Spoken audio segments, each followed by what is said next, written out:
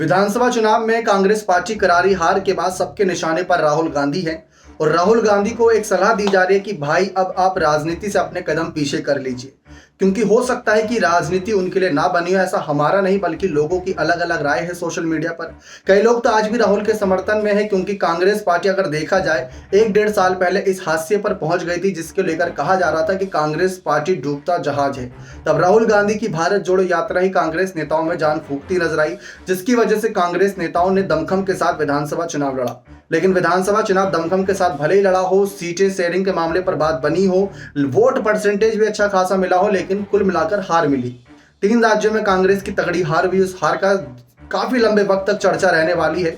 राहुल गांधी को सलाह दी जा रही है कि राहुल गांधी की वजह से ही पहले गुलाम नबी आजाद, कपिल सिब्बल जैसे बड़े नेताओं ने पार्टी छोड़ने का काम किया था, जिसकी वजह से पार्टी कमजोर हुई।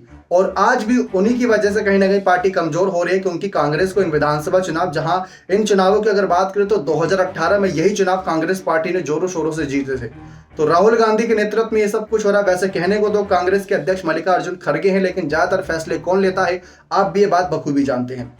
राहुल गांधी को जब पीएम फेस के तौर पर कांग्रेस प्रोजेक्ट कर रही थी, उनकी रैलियां कराई जा रही थी, जनसभाएं की जा रही थी, तो सोनिया गांधी और कांग्रेस पर ही आरोप लग रहे थे कि परिवारवाद को आगे बढ़ाया जा रहा है।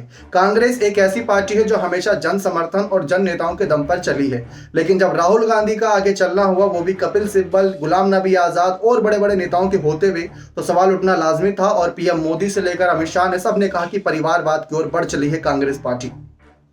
राहुल, प्रियंका, सोनिया सब एक साथ नजर आने लगे तो सवाल काफी खड़े हुए। तो सबने यही कहा कि प्रियंका गांधी एक नेता के तौर पर मजबूत नेता है, कैंडिडेट है, क्योंकि हिमाचल और कर्नाटक जिताने का बहुत बड़ी भूमिका प्रियंका गांधी ने निभाई थी।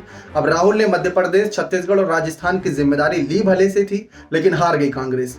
तो राहुल पर निशाना साधना लाजमी बनता है। अब ऐसे में सबका यही मानना है कि लोकसभा चुनाव 2024 में अभी भी वक्त है, और वक्त रहते अगर बदलाव कर दें तो ज़्यादा बेहतर रहेगा, क्योंकि अगर फिर से राहुल को पीएम प्रोजेक्ट किया गया तो आसानी से मोदी जीत जाएंगे। कांग्रेस को लेकर कई विपक्षी पार्टियां यह भी कहती है कि कांग्रेस जानबूझकर आगे राहुल करती है ताकि पीएम मोदी की जीत आसान हो जाए। अब इतने बड़े आरोप लग रहे हैं, लेकिन देखा जाए तो राहुल गांधी को लेकर ये चर्चाएं हैं कि 20 साल पहले ऐसी कांग्रेस पार्टी हारी थी, और जब हारी थी तो कांग्रेस ने लोकसभा चुनाव जीत लिया था, यानी विधानसभा चुनावों में हारी थी और फिर उन्होंने लोकसभा चुनाव जीत लिया था।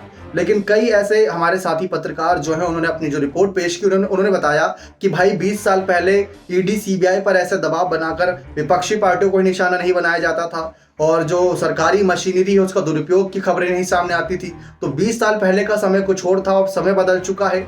अब बीजेपी जीत रही है, ये बात सबको कबूल करनी है। राहुल गांधी हार रहे हैं, लेकिन क्या राहुल गांधी समय रहते अपने आप को पीछा करना पसंद करेंगे? राहुल की एक बात की तारीफ बहुत हो रही थी, जब 2019 का चुनाव हारे थे तो उन्होंने अध्यक्ष पद से इस्तीफा देकर पीछे हट गए थे। काफी नेता चाहते थे कि राहुल गांधी ही अध्यक्ष बने रहे कांग्रेस के, लेकिन उन्होंने अपने कदम पीछे करे और कांग्रेस के नए अध्यक्ष बनाया खड़गे को चुनाव के दौरान। तो ये बड़ा फैसला माना गया कि राहुल को पता चल चुका था कि अध्यक्ष पद के लिए वह नहीं है, तो उन्होंने अपने कदम पीछे कर लिए, जबकि सबसे लंबे समय तक अंतरिम अध्यक्ष के रूप में सोनिया गांधी रही हैं।